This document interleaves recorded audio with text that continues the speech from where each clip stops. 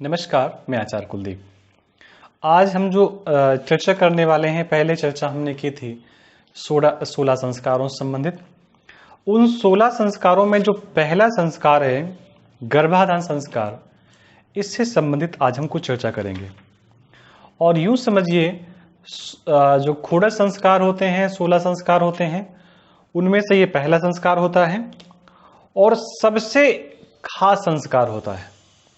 अगर 16 संस्कार ना भी हो पाए, तीसरा, चौथा, पांचवा, छठवां ना भी हो पाए, बीच के कोई भी संस्कार ना हो पाए, लेकिन अगर ये पहला संस्कार सही समय हो गया, या यूं समझिए बच्चे का जन्म संस्कार के माध्यम से हो गया, तो जीवन भर के लिए बच्चे का भविष्य आपने बना दिया। बहुत बार लोग क्या करते हैं, अपने बच्चों को पढ़ाने के लिए अच्छे अच्छे विद्यालय पे भेजते हैं, महंगे महंगे विद्यालयों में भेजते हैं, सिटी के टॉप विद्यालय में बच्चे को पढ़ने के लिए भेजते हैं। वो तो आपने उसको जन्म से होने के बाद आपने ऐसी स्थिति उत्पन्न की कि वो बच्चा अच्छे विद्यालय में जाए, अच्छी बात है। लेकिन इतनी अच्छी जगह पढ़ने के बाद भी बहुत बार आपको जीवन में हताशा मिलती है कि ऐसा क्यों हुआ, ऐसा क्या कारण रहा।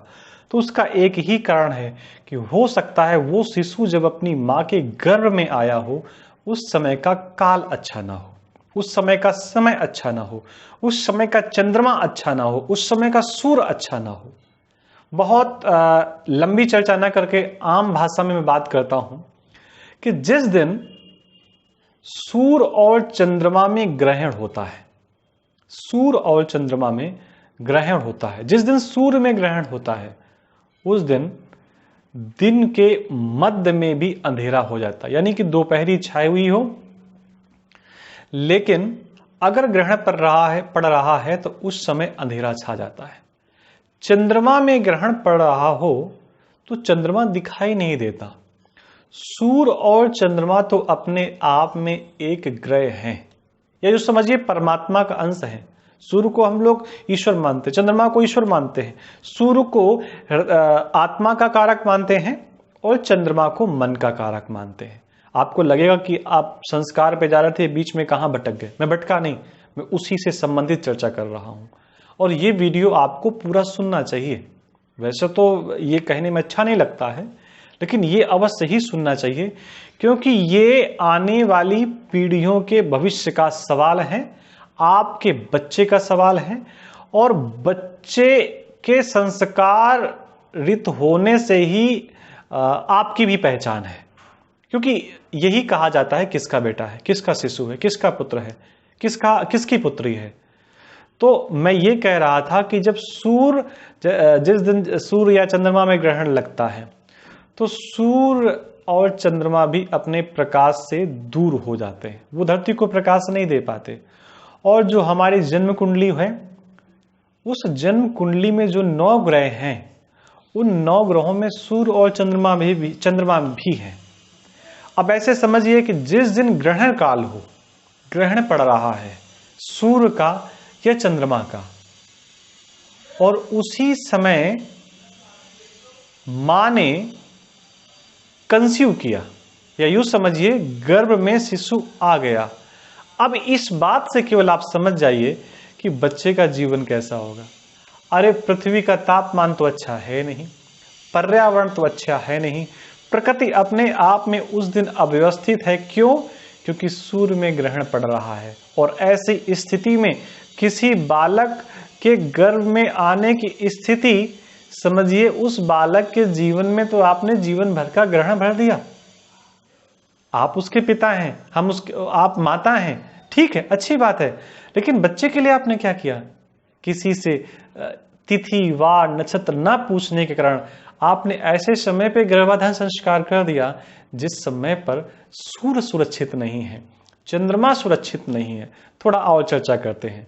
अपने यहाँ 2 पक्ष होते हैं, एक कृष्ण पक्ष और एक शुक्ल पक्ष। कृष्ण पक्ष में सूर्य चंद्रमा का तेज बढ़ता रहता है और कृष्ण पक्ष में चंद्रमा का तेज घटता रहता है। और गर्भाधान संस्कार अगर किसी कारण से उस पक्ष में हो गया जिस समय चंद्रमा बलहीन है, चंद्रमा के पास अपना बल नहीं है, चंद्रमा में प्रकाश नहीं है, आप सोचिए, वही चंद्रमा बच्चे की जन्मपत्री में उपस्थित है। आप अनुमान लगाइए कि बच्चे के जीवन में उस कमजोर चंद्रमा का क्या प्रभाव पड़ेगा। एक स्थिति और भी होती है, बहुत बार आप देखते हैं कि इस समय एक गांव की भाषा बोली जाती, सुकुआ अस्त हो गया, यानी कि शुक्र अस्त हो गया, गुरु अस्त हो गया। ऐसे महीने पे शुभ कार्य नहीं होते, ऐसे महीने पे विवाह आदि संस्कारित कार्य नहीं होते। आप समझिए, ऐसी स्थिति में कोई बालक अगर अपनी मां के गर्भ में स्थापित हो गया तो उसके जीवन में तो पूरे जीवन भर के लिए शुक्र अस्त हो गया। इसलिए बहुत ध्यान देने की आवश्यकता है, बहुत समझने की आवश्यकता है। 5 तिथियां होती हैं और 5 तिथियों में कुछ तिथियां ऐसी होती हैं जिन तिथियों को हम लोग रिक्ता तिथि कहते हैं। क्या कहते हैं? रिक्ता तिथि।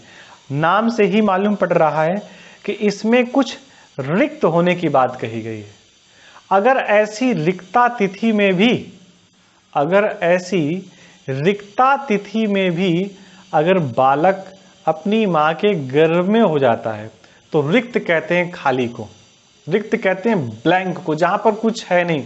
तो समझिए जीवन भर के लिए उसकी 12 भाव में से किसी न किसी एक भाव को आपने पूरा रिक्त कर दिया। उस भाव के सुख से वो पूरे जीवन के लिए वंचित रह जाएगा। कुछ नक्षत्र हैं, पंचांग 5 चीजों से मिलकर बना होता है। तिथि, वार, नक्षत्र, करण और दिन। दिन आप सबको पता है, दिन आप सबको पता है कि रविवार से लेकर के शनिवार तक अपने ये 7 दिन होते हैं। तिथियां भी बहुत पता है लोगों को, जैसे कृष्ण जन्माष्टमी कब होनी है, सबको पता है कि भादव के कृष्ण पक्ष की अष्टमी को कृष्ण जन्माष्टमी होनी है। गणेश चतुर्थी कब होनी है? भादव के शुक्ल पक्ष चतुर्थी को गणेश चतुर्थी होनी है। अनंत चौदस कब होना है? भादव मास के शुक्ल पक्ष की चतुर्दशी तिथि को अनंत चतुर्दशी होनी है। रामनवमी कब होनी है? शुक्ल पक्ष के चैत्र के नवरात्र के नवमी तिथि को रामनवमी होनी है। दशहरा कब होना है? जो शारदीय नवरात्र होते हैं उसकी 10वीं को दशहरा होना है। तो तिथियां तो आपको, कुछ तिथियां तो पता ही है, कुछ नहीं पता है, कोई बात नहीं। आप आजकल आप सबके पास फोन रहता है, आप फोन के माध्यम से ज्ञात कर सकते हैं। तो वार आपको पता है, तिथियां भी आपको पता है। तिथियों में से रिक्ता तिथि पे गर्भधारण संस्कार नहीं करना है। नक्षत्र होते हैं 27 और चंद्रमा जब इन नक्षत्रों में मूवमेंट करता है तभी हमारा 1 महीना होता है। कभी 27 दिन का, कभी 28 का, कभी 26 का, कभी 29 का, ऐसे हमारा महीना चलता रहता है। तो जब ये तिथि, वार, नक्षत्र, योग, करण, इन जब 5 चीजों का सुंदर संयोग बनता है और उस समय अगर गर्भाधान संस्कार होता है तो निश्चित मानिए बच्चे के जीवन में बहुत सुंदर प्रभाव होगा। अब ये 5 चीजें व्यक्ति को एक साथ नहीं मिल सकती। तिथि मिलेगी, नक्षत्र मिलेगा, वार मिलेगा और हो सकता है बाकी चीजें ना मिले।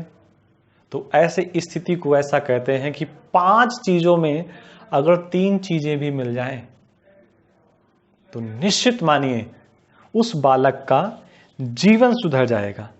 अगर भद्रा चल रही हो तो ऐसे समय पर भी गर्भाधान संस्कार नहीं होना चाहिए।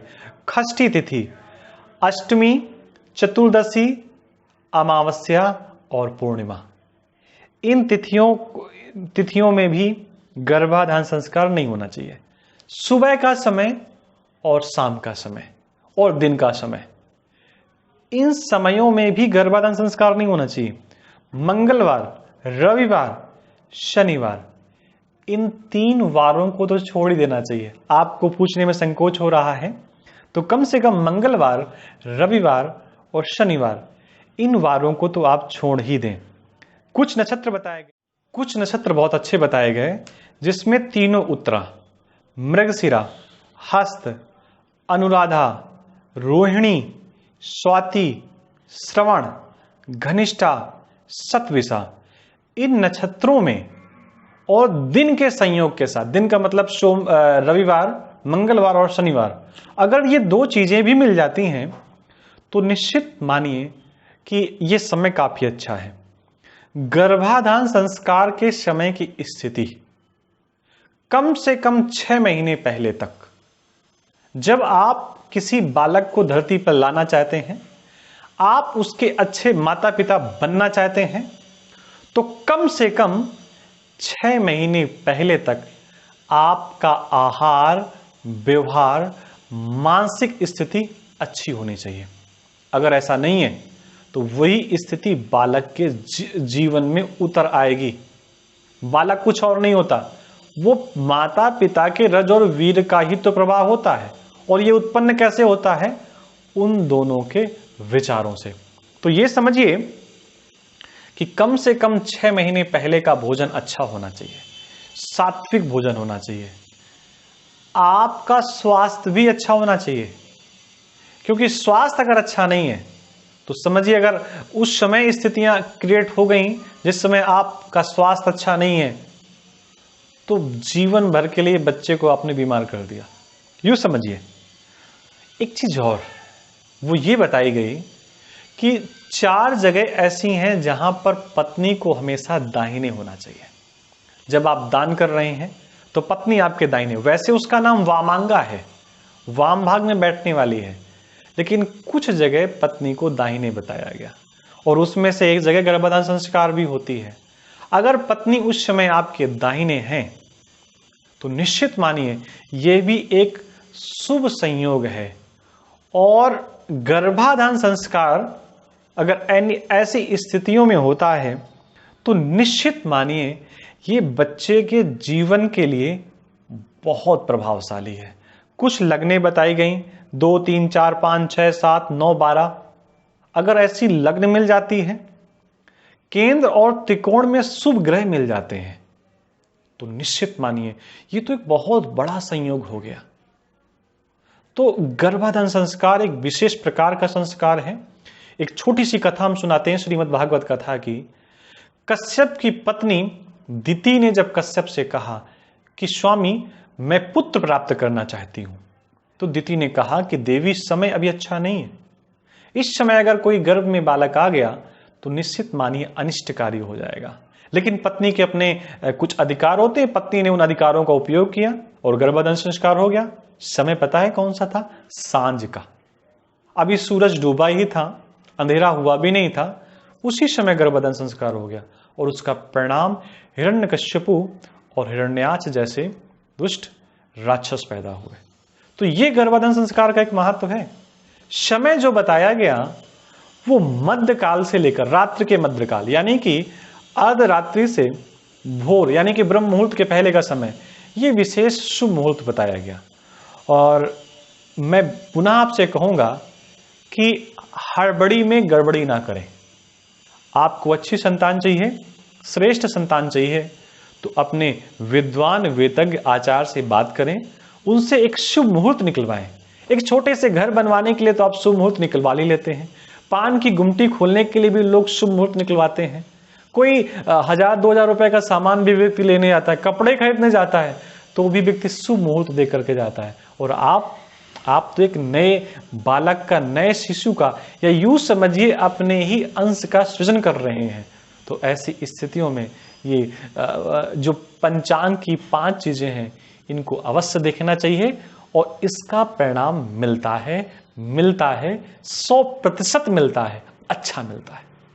कोई प्रश्न हो कमेंट कर सकते हैं, हमसे आप पूछ सकते हैं, और फिर किसी नए वीडियो के साथ मिलते हैं हम तब तक आप सबको नमस्कार।